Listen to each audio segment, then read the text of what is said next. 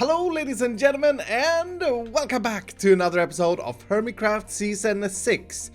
I gotta say, just walking around this place, now that we got this massive tower that we got up last time, it's starting to become a really good feeling. I'm really fond of this base. Now that being said, we still have a lot of design things to do, and a lot of roads and all that stuff, but yeah, it's really starting to come together, I feel. So you may not have known this, but I've actually been away for 1 full week, and the past 3 videos were recorded in advance. And so I've been away and I've just returned as of last night, and I've read through so many comments, and thank you all so much for all of the suggestions and ideas on where the heck Gilbert is, which, again, it is just the weirdest thing. He's just completely gone. And there was also a lot of answers on what this may be, but this seemed to catch most of you by surprise. The fact that this area and this daylight sensor is not working, and that this very spot is a little bit darker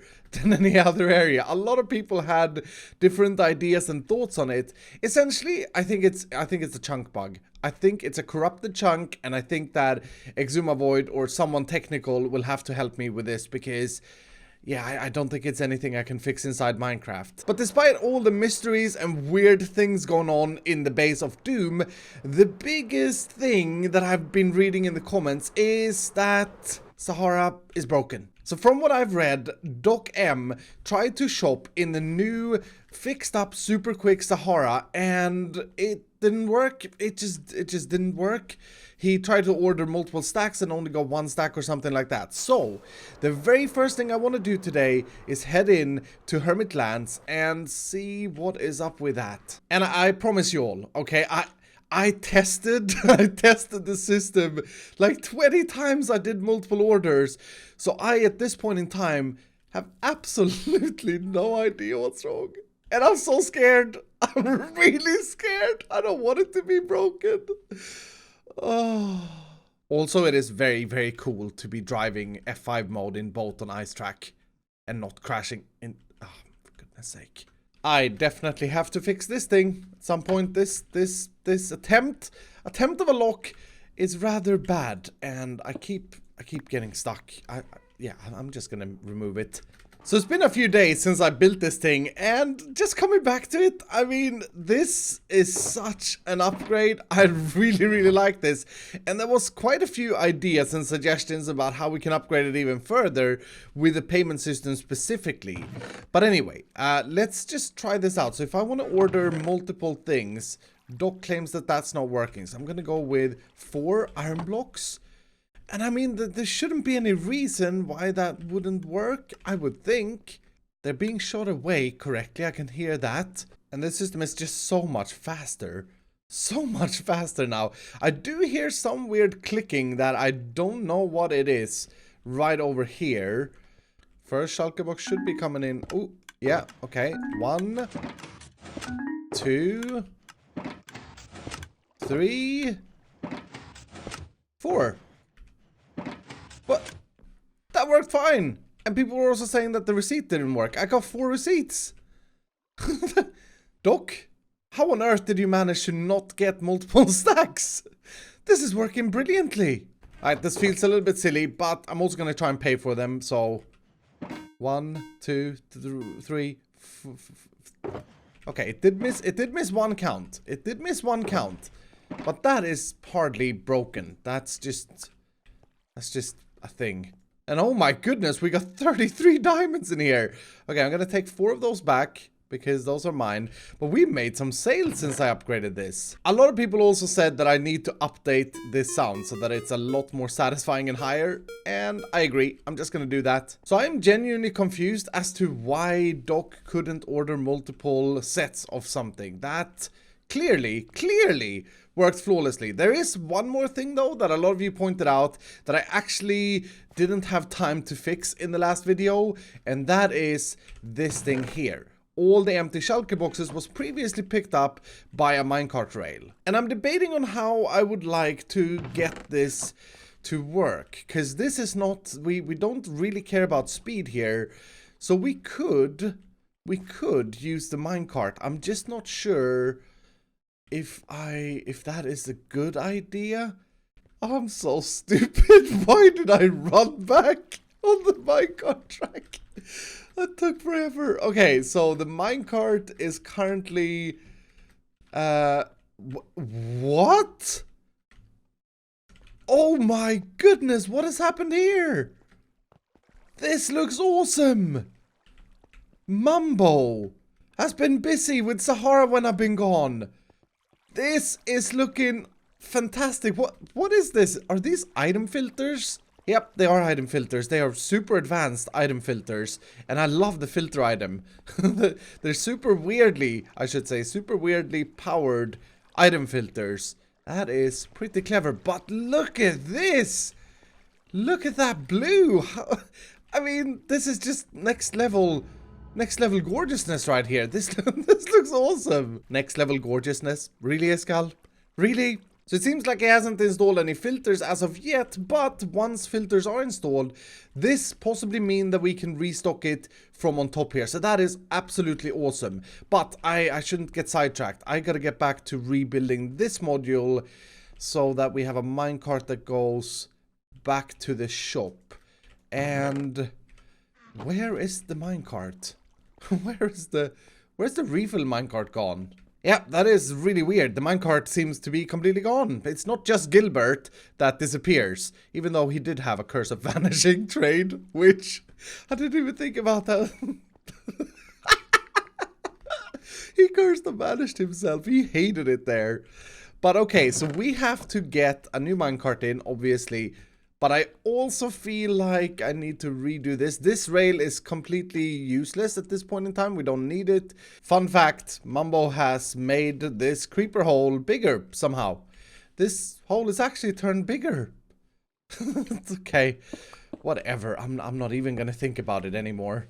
After examining this rail with the minecart that goes back, I think I've just decided that I'm gonna skip the rail. I'm gonna skip the rail and I'm gonna do another ice path to bring the shulker box back. We don't need the speed for bringing the shulker boxes back, but it should eliminate the idea of having that minecart get stuck if the chunks gets unloaded.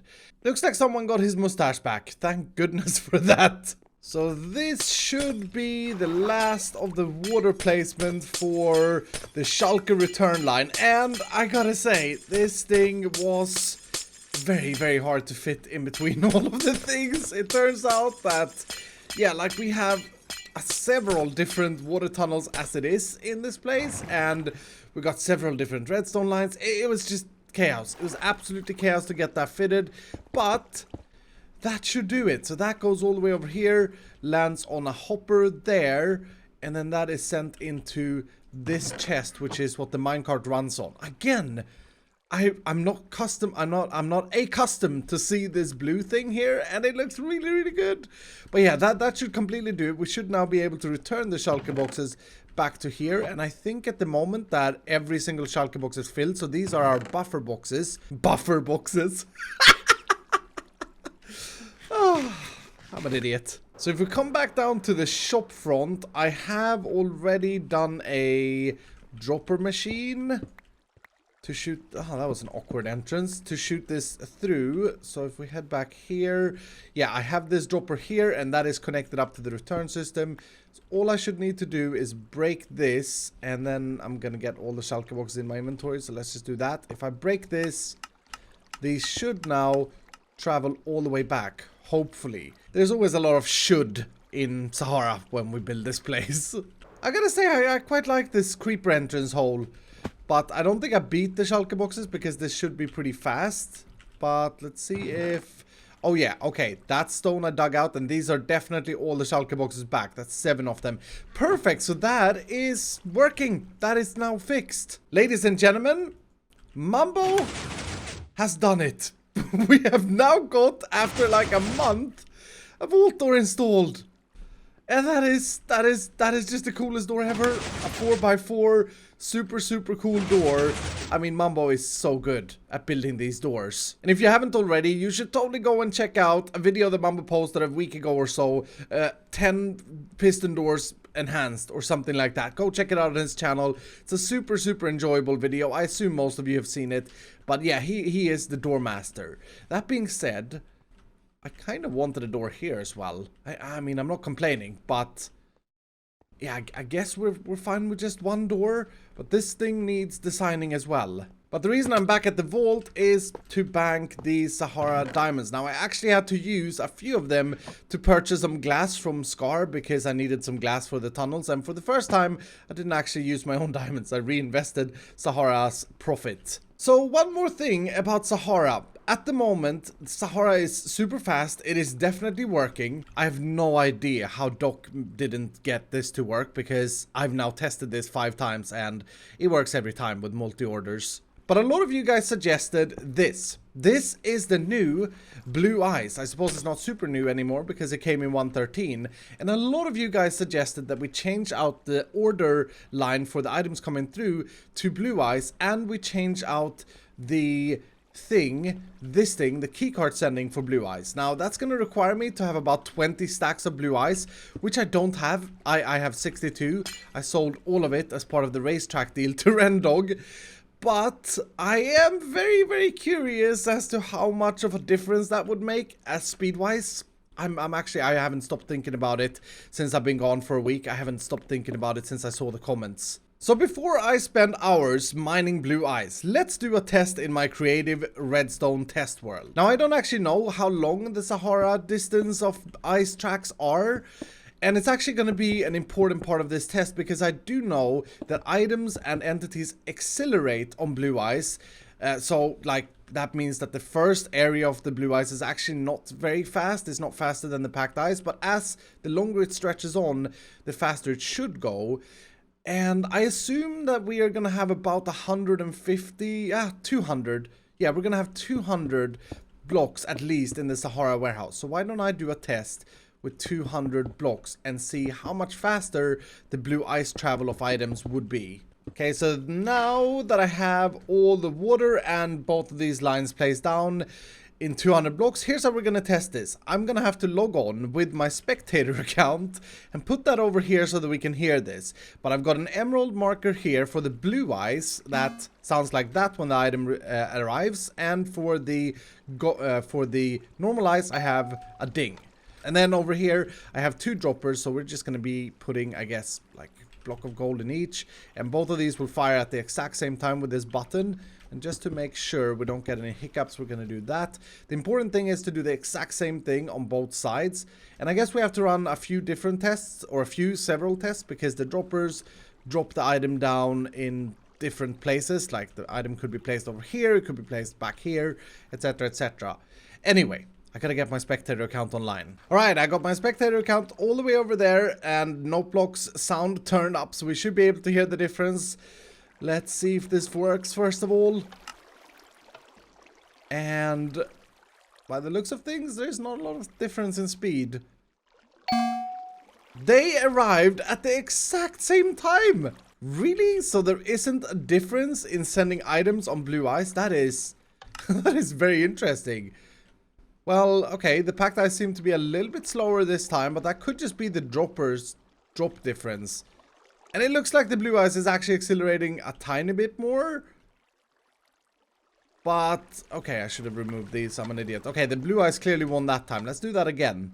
Here we go. This time the packed ice had a better drop, you see that? But now the blue ice is accelerating past it. Blue ice is clearly quicker. But the question is if it's that much quicker. Okay. I would say that's like a second difference over 200 blocks. I'm gonna have to run this test quite a few times. So in average, the blue ice seemed to transport the items in 14.5 seconds over 200 blocks. And if I do my math correctly, that means that the items on blue ice in average over the course of 200 blocks travels 13.7 blocks per second. That's pretty quick. The packed ice is 15 second flat on average. Again, Iskall math, but that would mean that an item travels 13.3 blocks per second on packed ice. I mean, I think that if this test would be 500 blocks long, there would be a bigger difference because, like I said, they accelerate on blue ice faster than they do on packed ice. But for the course of 200 blocks, that doesn't seem like a reasonable upgrade. Let me know what you think down below in the comments. Should we take our time to replace the input line with the decoders and the output line with the shulker boxes to win about maximum 1 second in total with the Sahara shopping? Maybe we should. You know, maybe we should. Maybe we should be so extreme. But let me know what you think down below in the comments. This was a very, very fun test to do. Now back on the Hermitcraft server, the main problem with Sahara is the stock at the moment. We really need to restock Sahara, and I'm kind of wanting to wait until Mambo has finished all the filters so that we can restock using his new system, because I think that would be absolutely amazing. And I also really want to open Sahara now. So now that I'm back in town, I have messaged the architect boys and asking them to have a meeting, and hopefully in the next episode, no promises though, but hopefully in the next episode we can have a Sahara Now launch event. I think that would be a lot of fun. And what is this? Welcome to Impulse Buys. Feel free to make some purchases while you await your order from Sahara. I mean, with the current speed of Sahara, don't get me wrong, it won't be that many purchases you can make though. But okay, is this, I see this is some kind of potion. Oh, I see what he has done here.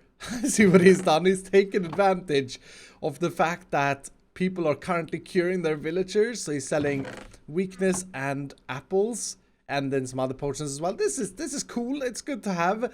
I like this. 10 apples for just 1 diamond. I mean, that's a pretty good price, I think. But we're gonna move on from Sahara for today, because the other big thing that was popping up in my comments was that my minigame of Doom was broken. So you can imagine my comments when I was away. It was all about things being broke. Sahara is broke, your minigame is broke, broke.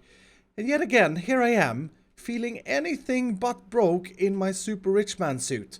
I mean, okay, that was a pretty bad pun. Anyway, we have to head over to Hermitville to investigate what has happened with our minigame. Nope. I hate that I do this. I have left my redstone box all the way back at Sahara. So from what I've read, Xisuma Void played the game and won every single loot box in the jackpot wheel. And apparently also shut down my game. Out of service. Okay, alright, this doesn't look good. Yeah, he played the game and managed to get enough keys to get every single shulker box out of the system. However, he was a gentleman about it and told me that he's put all of them back. So now I need to find out what exactly went wrong with this game. So here's the first thing. These 2 blocks right here are powered by the tripwire, and Xisuma found that out and decided to use that to his advantage by doing this and then running over. Now clearly this is a bug, and it's a bug that I shouldn't have overlooked. I should have thought about this, I guess, but it's also not something that should be part of the game, because the idea is that you need to always run straight forward. So without rebuilding this and using observers and string detectors instead of the tripwire hook, I don't actually have a good fix for this, because the signal is being transferred through this block. Unless it's that block, but I don't think it is. No. So it's being transferred through this air block here, which is a known thing that you can do with pistons. And I don't really have a solution for it, to be honest. So I think I'm just gonna have to add a text to the book that the whole idea is that you continuously walk over it without running. But if you do have any suggestions for how I should wire it and how I could use the tripwire like I have it, then please do let me know down below in the comments. Now the second thing, and this is actually something I knew about but I didn't think that anyone would abuse, and that is that you can actually use this little pixel here to tiptoe your way past these pressure plates. It takes a little bit of positioning, but it is fully possible. Yeah, look at this. And this is not really fixable. If I hold shift, I should be fine here as well. That's not really fixable. It's just, again, something that you shouldn't really do. You should be walking on the pressure plates. So I guess I'll have to add that you need to walk on the pressure plates.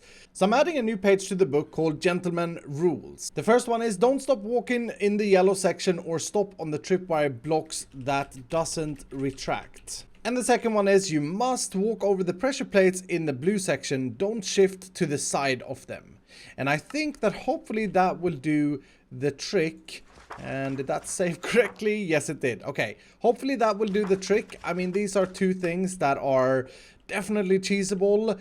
But to be fair, I mean, you could also just dig through the wall and just pick out the keys. So I think some gentleman rules are in order. Now, another thing that Xisuma claimed to be broken was the way to get keys. And I haven't actually investigated this at all.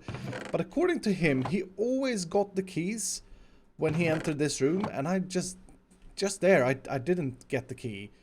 He said that there is like 100% chance of getting the key in the chest. He must have just been super lucky. Unless this button, no, that doesn't power that chest. So the idea is you go through this air vent and then you click this button and that triggers the chest. And obviously you shouldn't click this button several times. But as you can see, it's, I think, yeah, it's not even 50-50. There we go. So now I got one key. Yeah, this feels like this is working as intended. Right, so in the blue section, that's one key. That's two keys. Okay, so far we've just got keys. That's another key. Yeah, this one doesn't seem to have a 0. It seems to always be 1 or 2. And I can't remember if that's by design. Now, obviously, if you shift your way through the blue and if you do the yellow trick there, you will always get at least one key per diamond. But again, that's now against the rules. I did not intend for this to be a 0. I actually built this. So this is actually working by design. You either get one key or you get two keys. There's no chance of getting 0 keys. What isn't working as designed is the fact that I actually entered 0 to 2 when I did this. It should be 1 to 2. There we go. Now I also noticed that this last room was actually shut off, which it shouldn't be. So I don't know if Xisuma may have shut this off as he ran through here to check it out or something like that. But this needs to be like that. And now that room is also fully working once again, I think. Yeah, that room is now fully working. Okay, cool. One little remark here, though, is the fact that we have Cubfan's beacons from his Ravager run active. And I have actually messaged Cubfan to make a block for the beacons so that when the Ravager run is not being used, those beacons aren't in effect. Because as you can see, the speed boost kind of breaks all things if you run. But I'm going to message him again, and I'm sure that he's going to fix that. Now, I have to find the jackpot boxes, because Xisuma was a gentleman about this, and he didn't actually take the stuff. So I don't know if he put it back. Oh, yeah, they're all in here. Okay, cool. Oh, no. Oh, you gotta be kidding me. I really dislike creepers, but I think I've got everything put back the way it was. Well, sort of put back the way it was. I have no idea what kind of timings I had on the note blocks, etc. But hopefully we have a resemblance of how it's supposed to work. So there should be a box there. Yep. And I'm just going to go ahead and put one key in, run the jackpot wheel, and hopefully we see all of these things spin correctly. No, it's still very much broken. Creepers, you really suck. Let's try this again. Key, press a button, please work. Yeah, okay. That's looking good. It's not quite as satisfying note block sounds though. I haven't got those completely right, but that is working. And we should see a box being shot up. Yep, very, very, very nice. Ooh, that's a really good one as well. To fix that creeper damage actually took me 50 minutes. It's quite ridiculous really, but with that now done, with the jackpot wheel back to order, and with the checking of the game, turns out that nothing was actually broken and everything was working as intended. The only thing is the gentleman's rules are very, very important, and I hope that everybody respect these rules. And thank you, Xisuma, for being a gentleman, for bringing back all of the loot boxes. It would have been horrible if all of them were taken from the run. So with that, this game is once again ready to go, and I'm really excited to see other hermits play it. It's gonna be fun to see how frustrating how frustrating the game is for people.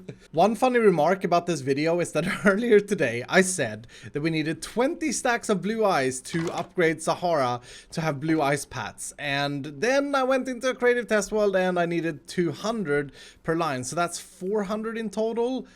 That's not 20 stacks, is it?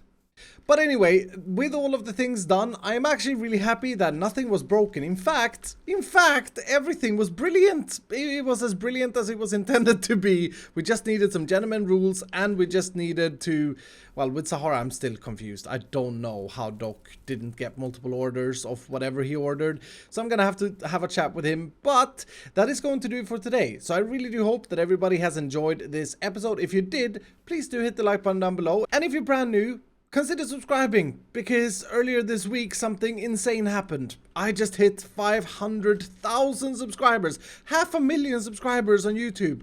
That is absolutely ridiculous, and I just massive thank you for everybody who clicks the little subscribe button. I really appreciate your support. I never thought I'd reach that number. Never ever did I think that I'd reach that number. So yeah, anyway, that's gonna do it for today. Hopefully you guys have enjoyed this video. This outro is turning very weird, so I'm just gonna say goodbye and I'll see you guys next time.